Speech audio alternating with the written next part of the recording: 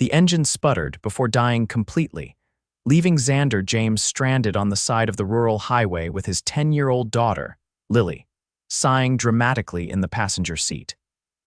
Rain pattered against the windshield of his 15-year-old Honda Civic as he gripped the steering wheel and tried to keep the frustration from his voice.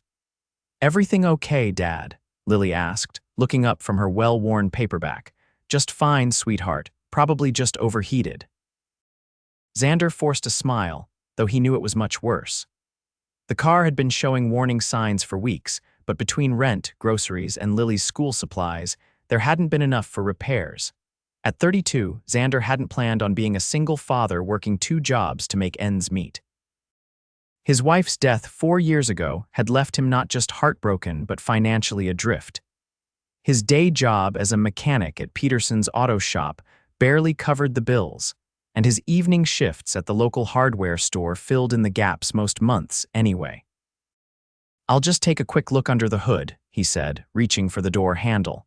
"Stay put, okay? I'll be right back." The rain immediately soaked through his thin work jacket as he popped the hood. Steam rose from the engine, confirming at least part of his suspicion. As he was inspecting the radiator, bright headlights approached and slowed. A sleek black Range Rover pulled up behind his car, its hazard lights blinking to life. Xander straightened, wiping his wet hands on his already soaked jeans as a woman stepped out from the driver's side.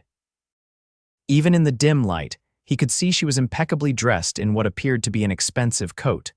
She approached with confident strides, holding an umbrella that probably cost more than his weekly grocery budget. "Car trouble?" she asked, her voice carrying clearly over the rainfall. "Yeah, looks like it," Xander replied, automatically assessing her vehicle. "Nice Rover, 2023 model," she nodded, seeming surprised. "Good eye. Are you stuck out here long? My daughter and I were heading home from her school science fair." He gestured toward Lily, who waved enthusiastically from inside the car. "Radiator's overheated, but I think there's something else going on too." The woman peered under the hood, careful to keep her distance from the still steaming engine. "I'm Katherine, by the way, Katherine Sterling." "Xander James," he replied, extending a hand before realizing how dirty it was and pulling it back. "Sorry about that." Katherine smiled and took his hand anyway. A little engine grease never hurt anyone. There was something approachable about her despite her obvious wealth. Her dark hair was pulled back in a simple ponytail, and though her clothes were expensive, they were understated. "Look," she said, glancing at her watch. "I'm already running late for a meeting, but I can't leave you 2 stranded in this weather. Let me give you a ride into town at least." Xander hesitated. He wasn't used to accepting help, especially from strangers, but a glance at Lily huddled in the passenger seat made the decision for him. "That would be really appreciated," he said finally. "Let me just grab our stuff."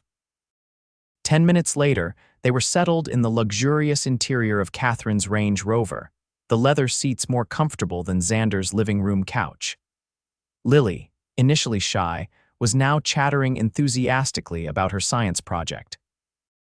"It's a model of a sustainable city," she explained, showing Katherine the carefully constructed diorama that had won her first prize, with solar panels and rainwater collection systems. "That's impressive," Katherine said, genuinely interested. "I'm actually in renewable energy myself." "Really?" Lily's eyes widened. "Like what kind?" "Wind farms, mostly," Katherine replied, keeping her eyes on the rain-slicked road. "But we're expanding into solar." Xander raised an eyebrow.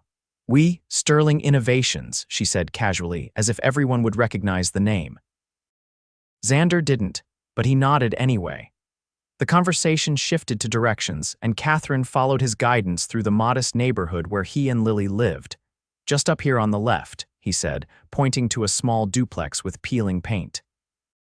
Katherine pulled up to the curb and Xander cleared his throat, suddenly embarrassed by the stark contrast between her vehicle and his home. "Thanks again," he said. "You really saved us back there."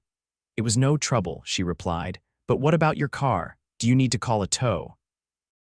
Xander sighed. "I'll figure something out tomorrow, probably see if my boss will let me use the shop's tow truck after hours." Katherine seemed to consider something before reaching into her purse and pulling out a business card. "If you need any help, give me a call, I mean it." Xander took the card reluctantly. Thanks, but we'll be fine. As they watched the Range Rover disappear down the street, Lily looked up at him. She was nice, Dad, and pretty? Yes, she was, Xander agreed, pocketing the card before unlocking their front door. Come on, let's get dinner started. The next morning, Xander called in a favor with his boss and borrowed the shop's tow truck. After dropping Lily at school, he retrieved his car from the highway and brought it back to Peterson's auto shop. The diagnosis was worse than he'd feared: blown head gasket, cracked radiator, and several other issues that would cost more than the car was worth. I can give you a discount on parts, Mike Peterson offered, knowing Xander's situation. But even then. I know, Xander nodded, running a hand through his hair. I appreciate it, Mike. Let me think about it. During his lunch break, Xander sat in the employee break room, staring at Katherine Sterling's business card. The embossed logo of Sterling Innovations gleamed under the fluorescent lights. On a whim, he did a quick internet search on his phone and nearly dropped it when the results loaded. Katherine Sterling wasn't just in renewable energy, she was the CEO and majority owner of Sterling Innovations, a company valued at over $3 billion. Recent articles highlighted her as one of the youngest self-made female billionaires in the country. Xander put the phone down and shook his head. No wonder she drove a car that cost more than his annual salary. He shoved the business card back in his wallet. There was no way he was calling her for help. 3 days later, Xander was working on a customer's Lexus when Mike called him to the front desk. There's someone asking for you specifically, Mike said, giving him a curious look. Wiping his hands on a shop rag, Xander walked out to the reception area and stopped short. Katherine Sterling stood there, dressed in jeans and a simple blouse that probably cost more than his monthly rent. Katherine, he said, surprised. What brings you here? She smiled. You didn't call. I wanted to check in and see if you got your car sorted out. Xander felt heat rise to his face. You didn't need to come all the way here for that. I was in the neighborhood, she replied, though they both knew that was unlikely. So, how's the car? Not good, he admitted. Needs more work than it's worth. Katherine nodded thoughtfully. That's what I figured might happen. I actually have a proposal for you. Before he could respond, the shop's door opened again, and a man in an expensive suit walked in, looking impatient.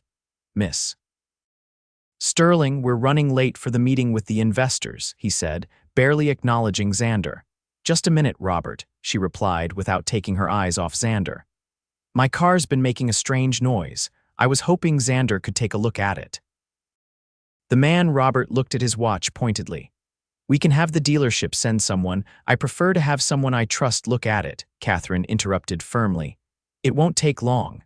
Xander followed her outside, confused. Her Range Rover was parked in the lot, gleaming in the sunlight. There's nothing wrong with your car, is there? He asked quietly. Katherine smiled. Not that I know of, but I'd still value your opinion. I heard you're one of the best mechanics in town. From who? I did a little research, she admitted.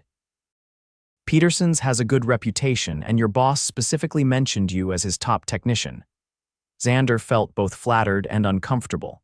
Look, I appreciate the interest, but I don't need charity. Katherine's expression turned serious. It's not charity, I have a genuine proposition. My company maintains a fleet of vehicles for our field teams. We've been outsourcing the maintenance, but I've been thinking of bringing it in-house. We need someone who knows what they're doing to run the garage. The pay would be significantly better than what you're making here, and it comes with full benefits. Xander stared at her, waiting for the punchline. When none came, he shook his head. Why me? You don't even know me. I know enough, she said. I saw how you handled the breakdown, how you talk about cars, how you prioritize your daughter. I need someone reliable and skilled. Miss Sterling, Robert called from the doorway, his impatience visible. Think about it, Katherine said, handing Xander another card, this one with her personal number written on the back. Call me when you decide. Xander watched her walk away, the card heavy in his hand. That evening, after Lily was asleep, Xander sat at their small kitchen table, turning Katherine's card over in his fingers. The job sounded too good to be true, which usually meant it was, but if it was legitimate. He picked up his phone and dialed before he could talk himself out of it. Hello. Katherine's voice answered after 2 rings. It's Xander, about that job. 2 weeks later, Xander started his new position as head mechanic for Sterling Innovations' vehicle fleet. The garage was state-of-the-art, with equipment he'd only dreamed of using. His salary was double what he'd been making at Peterson's, and for the first time in years, he didn't need his second job at the hardware store.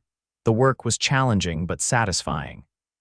The fleet included everything from executive cars to heavy-duty trucks used at the company's wind farm sites. Xander quickly established a maintenance schedule and began training a small team of mechanics. Katherine occasionally visited the garage, ostensibly to check on operations, but Xander noticed she often timed her visits for when he was there. They developed an easy rapport, talking about cars, renewable energy, and eventually, their personal lives. "How's Lily adjusting to the new school?" Katherine asked one afternoon as Xander was changing the oil in her personal vehicle, a task he insisted on handling himself. "She loves it," Xander replied, carefully removing the oil filter.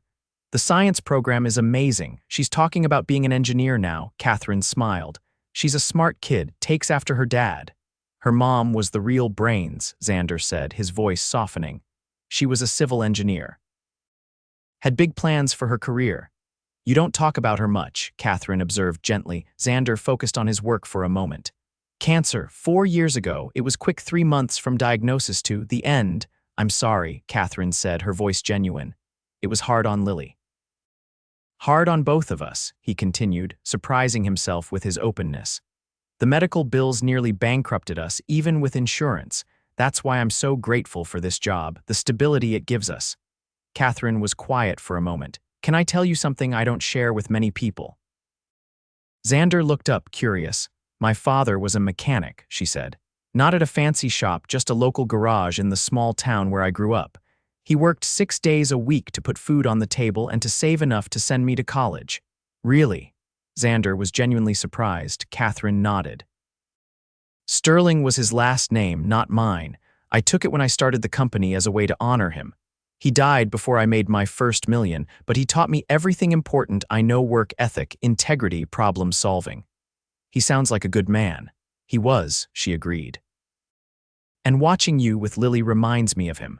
The way you put her first, always." Their eyes met, and for a moment, Xander forgot about the oil change, the garage, the vast differences in their lives. Katherine wasn't just his boss or a billionaire. She was a woman with her own story, her own struggles. The moment was broken by the ringing of Katherine's phone. She checked it and sighed. "Board meeting in 30 minutes. I should go." "Your car will be ready in about 15, Xander promised, returning his attention to the task. As Katherine walked away, he found himself watching her go, a feeling he hadn't experienced in years stirring in his chest. Over the next few months, Xander and Katherine's professional relationship gradually evolved. What started as brief conversations in the garage extended to lunch meetings to discuss fleet management, which somehow transformed into longer discussions about their lives, hopes, and philosophies. Katherine began stopping by to pick up Lily for impromptu science museum trips or engineering workshops sponsored by Sterling Innovations. Xander was initially hesitant, concerned about blurring professional boundaries, but seeing his daughter's excitement was worth any discomfort. One Saturday afternoon, Xander was working on his newly purchased used car, a modest but reliable Toyota he'd found at a good price, when Katherine's Range Rover pulled into his driveway. "I thought you might be out here," she said, stepping out with a smile. "Lily called and invited me for dinner." "I hope that's okay." "She did what?" Xander straightened, wiping his hands on a rag. "She said you were making your famous lasagna," Katherine continued, looking amused. "She was very persuasive." Xander shook his head, both embarrassed and charmed by his daughter's boldness. "I'm sorry about that. She's been, well, she likes you." "The feeling is mutual," Katherine assured him, "but I can go if it's not a good time." "No, stay," he said quickly. "The lasagna is real, at least. It's my mom's recipe." Dinner that night was unlike any meal they'd shared before. Away from the office, in the modest but warm environment of Xander's home, both of them relaxed. Lily dominated the conversation, detailing her science club's latest project, a solar-powered water filtration system. You know, Katherine said after Lily had described a technical challenge they were facing, I might have some engineers at the company who could give your club some pointers. Lily's eyes widened. Really? That would be amazing. I'll set it up, Katherine promised. Maybe a field trip to our R&D facility. Dad, can we? Lily turned to Xander, excitement radiating from her. If Katherine can arrange it, sure, he agreed, touched by Katherine's genuine interest in his daughter's passions. After dinner, Lily insisted on showing Katherine her room, proudly displaying her science fair trophies and the collection of rocks and minerals she'd been gathering since she was 6.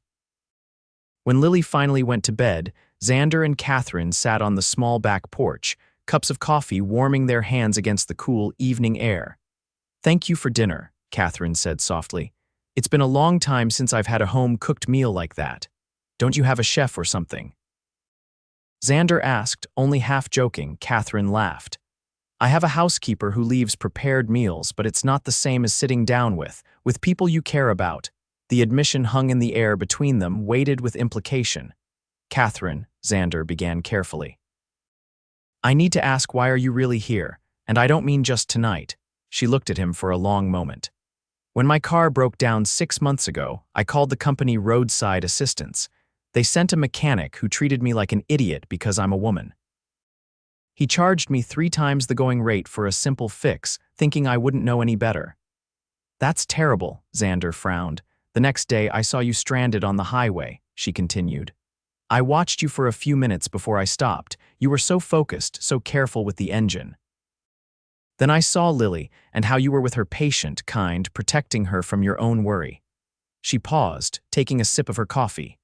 When you looked at my car and immediately identified the model year, I was impressed. But when you refused to take advantage of my help, even though you clearly needed it, that's when I knew. Knew what? Xander asked quietly. That you were someone worth knowing, she replied simply. The job offer was legitimate. We did need a fleet manager, but I could have hired anyone. I wanted it to be you. Xander felt a mixture of emotions, flattery, confusion, and something deeper he wasn't ready to name. I'm your employee, he said finally. That makes this complicated. I know, Katherine acknowledged. And if that's a line you don't want to cross, I understand completely. But I should be honest, I don't think of you as an employee, Xander. I think of you as someone I care about, someone I want in my life, regardless of the professional relationship. The sincerity in her voice made Xander's resolve waver. It had been so long since he'd felt this way about anyone. Since Emma's death, he'd focused solely on Lily and survival. The idea of opening himself up to someone new was terrifying, especially someone like Katherine, whose world was so different from his own. I don't fit in your world, he said finally. Board meetings and investor calls and charity galas, that's not me. Katherine set her cup down and turned to face him fully. Do you think I care about any of that? The meetings, the business dinners, the endless networking, that's my job, not my life. My life is what I choose to fill it with, and lately, the best parts have been the time I spend with you and Lily.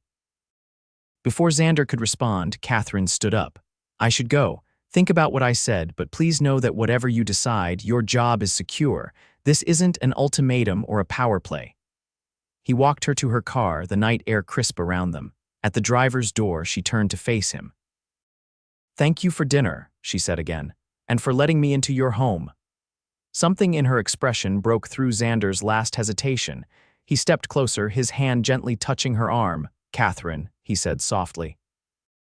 I'm scared of this, of what might happen, of all the ways it could go wrong. But I'm more scared of not finding out what could be. He leaned in slowly, giving her time to pull away if she wanted. Instead, she closed the distance, her lips meeting his in a kiss that felt like coming home and embarking on an adventure all at once. When they separated, Katherine's smile was radiant. We'll figure it out together, she promised, one step at a time. Over the next year, Xander and Katherine navigated the complexities of their relationship with care and determination. To address the professional complications, Katherine restructured the company's automotive division, making Xander report to the operations director rather than directly to her. Lily flourished with Katherine in her life, developing a passionate interest in environmental engineering that Katherine nurtured with books, workshops, and mentoring from women in her company. The three of them fell into an easy rhythm, building a life together that bridged their different worlds. There were challenges, of course. Xander had to adjust to Katherine's high-profile life, occasionally accompanying her to industry events where he felt out of place in rented tuxedos. Katherine had to learn the simple pleasures of Xander's world backyard, barbecues with his friends from the auto shop, weekend camping trips with minimal luxury, the school fundraisers where no one cared about her net worth. The tabloids eventually caught wind of their relationship, running stories about the billionaire CEO and the mechanic. Some were kind, painting their romance as a modern fairy tale. Others were cruel, suggesting Katherine was slumming or that Xander was a gold digger. Does it bother you? Katherine asked one night after a particularly nasty article appeared online. They were sitting on the couch in Xander's living room, where Katherine now spent most of her evenings despite owning a penthouse downtown. "The only opinion that matters to me is yours," Xander replied, his arm around her shoulders. "And Lily's. Everyone else can think what they want." Katherine leaned into him. "I've been thinking about something. What if we moved in together, not to my place somewhere new? A house with a yard for Lily, a garage for you, an office for me. Something that's ours, not yours or mine." Xander was quiet for a moment. "Are you sure? That's a big step." "I've never been more sure of anything," Katherine said. "I love you, Xander. I love the life we're building. I want more of it every day." "Then yes," he said, kissing her softly. "Let's find our home." They found a beautiful craftsman-style house in a family-friendly neighborhood halfway between Sterling Innovations headquarters and Lily's school. It had a spacious backyard, a detached garage that Xander immediately claimed as his workshop, and enough room for them to grow together. Moving day arrived on a sunny Saturday in spring, exactly 1 year after Xander had first shown Katherine how to change her oil, a skill she'd insisted on learning from him, despite having a fleet of mechanics at her disposal. As the moving truck pulled away, leaving them surrounded by boxes in their new home, Lily ran excitedly from room to room, already planning where her things would go. Xander found Katherine in the kitchen, unpacking dishes into cabinets. He wrapped his arms around her from behind, resting his chin on her shoulder. "Happy?" he asked. She turned in his arms, her face glowing with contentment. "Completely." "You know," he said, brushing a strand of hair from her face, "when my car broke down that day, I thought it was the worst luck. Turns out it was the best thing that ever happened to me apart from Lily." Katherine smiled. "I've been thinking about that day too. What are the odds that a single dad mechanic and a workaholic CEO would find each other on a rainy highway?" "Speaking of odds," Xander said, suddenly nervous. He reached into his pocket and pulled out a small velvet box. "I've been carrying this around for weeks, waiting for the right moment. I think this is it." Katherine's eyes widened as he opened the box, revealing a simple but elegant engagement ring. "It's not as fancy as what you're probably used to," he began, "but it's perfect," she interrupted, her eyes filling with tears. "Katherine Sterling," Xander said, his voice steady despite his racing heart. "You changed my life by giving me a chance to show you how to change your oil. Now I'm asking for a chance to show you how much I love you every day for the rest of our lives. Will you marry me?" "Yes," she whispered, pulling him close. 1,000 times yes." As they sealed the promise with a kiss, Lily's excited voice called from upstairs, "Dad, Katherine." "Come see my room." They broke apart, laughing. "We're coming, sweetheart," Xander called back. Hand in hand, they climbed the stairs to join Lily, stepping forward together into their future, a future built not on wealth or status, but on the foundation of a chance encounter, a broken-down car, and the simple act of showing someone how to change their oil. In the years that followed, Xander and Katherine's marriage became a partnership in every sense of the word. Katherine's business continued to thrive, with Xander's practical approach to problem-solving influencing her leadership style. Together, they established a foundation to help single parents pursue technical education, inspired by both Xander's journey and Katherine's father's legacy. Lily, now a teenager, was thriving in high school, her passion for environmental engineering stronger than ever. And 2 years after moving into their home, The family welcomed twins, a boy and a girl who had Catherine's eyes and Xander's easy smile. Life wasn't perfect, no life ever is, but it was rich with love, purpose, and the kind of happiness that comes from finding your place in the world and the person who makes that place feel like home.